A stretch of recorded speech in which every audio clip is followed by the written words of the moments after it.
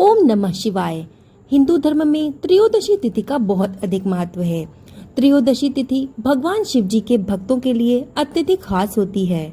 भगवान शिव जी के भक्त त्रयोदशी तिथि यानी कि प्रदोष के दिन भगवान शिव जी के लिए व्रत रखते हैं और उनकी पूजा उपासना करते हैं।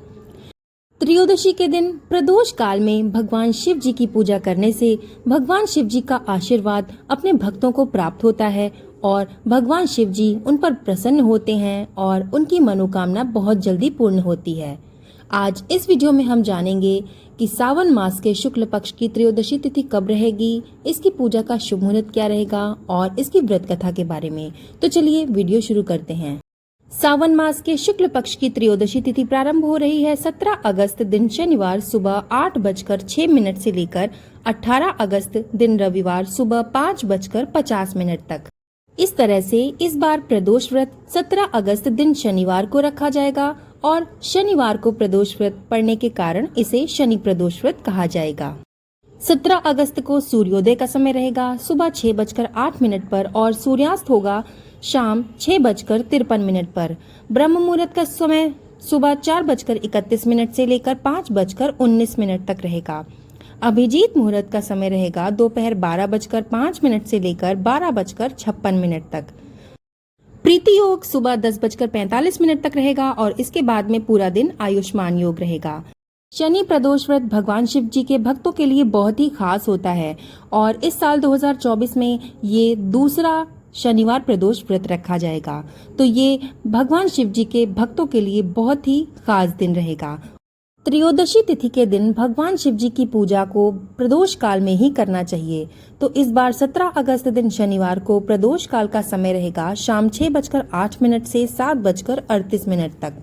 शनिवार प्रदोष व्रत रखने से निसंतान दंपतियों को संतान का सुख मिलता है। जिनके पुत्र नहीं है उनको पुत्र की प्राप्ति होती है। जो भी भक्त इस दिन भगवान शिव जी की पूरे सच्चे मन से पूजा उपासना और व्रत करते हैं, भगवान शिव जी की कृपा से उनको सुखी जीवन का आशीर्वाद प्राप्त होता है। उनके जीवन में सुख समृद्धि आती है और भगवान भोलेनाथ उनकी सभी मनोकामनाएं पूरी करते हैं। आइए अब सुनते हैं शनिवार प्रदोष व्रत की कथा। कथा के अनुसार प्राचीन काल में एक ब्राह्मणी अपने पति की मृत्यु के बाद भिक्षा मांगकर अपना घर चलाती थी और अपना जीवन यापन करती थी। वो अपने पुत्र को लेकर भिक्षा मांगने के लिए जाती थी और शाम तक वापस लौटकर अपने घर को आ जाती थी। एक दिन जब वो शाम में भिक्षा लेकर लौट रही थी तो उसकी नजर नदी के किनारे एक सुंदर बालक पर पड़ी। जब वो उसके पास गई तो उसने देखा कि वो बालक घायल अवस्था में दर्द से तड़प रहा था। ब्राह्मणी को ये देखकर बहुत कष्ट हुआ। उसके मन में दया का भाव आ गया और वो उसको अपने घर ले आई। उस बालक का नाम धर्मगुप्त था, जो कि विदर्भ देश का राजकुमार था। लेकिन ब्राह्मणी को इस बारे में कोई भी जानकारी नहीं थी कि वो एक राजकुमार है। अपने बेटे की तरह ब्राह्मणी उसका भी लालन पालन करने लगी और एक माँ की तरह पूरे स्नेह के साथ वो उसका ध्यान रखने लगी। इस तरह तीनों लोग उसी घर में एक परिवार की तरह रहने लगे। कुछ समय पश्चात ब्राह्मणी दोनों बालकों के साथ मंदिर गई। वहां उनकी भेंट ऋषि शांडिल्य से हुई। शांडिल्य ऋषि ने ब्राह्मणी को बताया कि जो बालक उन्हें मिला है वो विदर्भ देश के राजकुमार हैं। उन्होंने आगे धर्मगुप्त के अतीत के बारे में बताते हुए कहा कि शत्रुओं की सेना ने उसके राज्य पर आक्रमण कर दिया था और इस युद्ध में उसके पिताजी को वीरगति प्राप्त हुई। उनकी माताजी भी शोक में स्वर्गलोक सिधार गईं। इसके बाद शत्रुओं के सैनिकों ने धर्मगुप्त को उसके राज्य से बाहर निकाल दिया। राजकुमार धर्मगुप्त की ये दुखद कहानी सुनकर ब्राह्मणी बहुत दुखी हुई। शांडिल्य ऋषि ने ब्राह्मणी को उसके कष्टों को देखते हुए उसे प्रदोष व्रत करने की सलाह दी। ऋषि की आज्ञा से दोनों बालकों ने भी अपनी माँ के साथ भगवान शिव जी की आराधना और प्रदोष व्रत करना शुरू कर दिया। कुछ दिन के बाद दोनों बालक वन में भ्रमण कर रहे थे। तभी उन्हें कुछ गंधर्व कन्याएं नजर आईं। ब्राह्मण बालक तो लौट आया, किंतु राजकुमार धर्मगुप्त की अंशुमति नाम की गंधर्व कन्या से बातचीत होने लगी। गंधर्व कन्या और राजकुमार एक दूसरे पर मोहित हो गए। उस कन्या ने राजकुमार के सामने विवाह का प्रस्ताव रखा।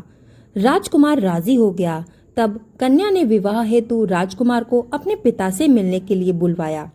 दूसरे दिन जब वे पुनः गंधर्व कन्या से मिलने गया तो गंधर्व कन्या के पिता ने बताया कि वो विदर्भ देश का एक राजकुमार है।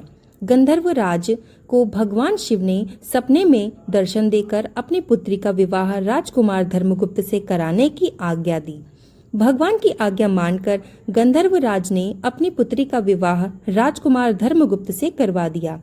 इसके बाद राजकुमार धर्मगुप्त ने गंधर्व सेना की सहायता से विदर्भ देश पर पुनः आधिपत्य प्राप्त कर लिया।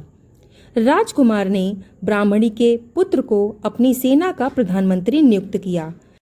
इस प्रकार प्रदोष व्रत करने से ब्राह्मणी, उसके पुत्र और राजकुमार के कष्ट दूर हो गए और वो सुखी पूर्वक तीनों एक साथ अपना जीवन व्यतीत करने लगे। कथा समाप्त। जो भी इस कथा को सुन रहा है, भगवान शिव उसकी मनोकामनाओं को जल्दी ही पूरा करना। आपको मेरा ये वीडियो कैसा लगा हमें कमेंट में जरूर बताइएगा और कमेंट में ओम नमः शिवाय लिखना ना भूलिएगा। और वीडियो को एक लाइक जरूर करिएगा और चैनल पर नए हैं तो सब्सक्राइब कर लीजिएगा और इस वीडियो को अपने परिवार वालों के साथ जरूर से शेयर कर दीजिएगा। धन्यवाद।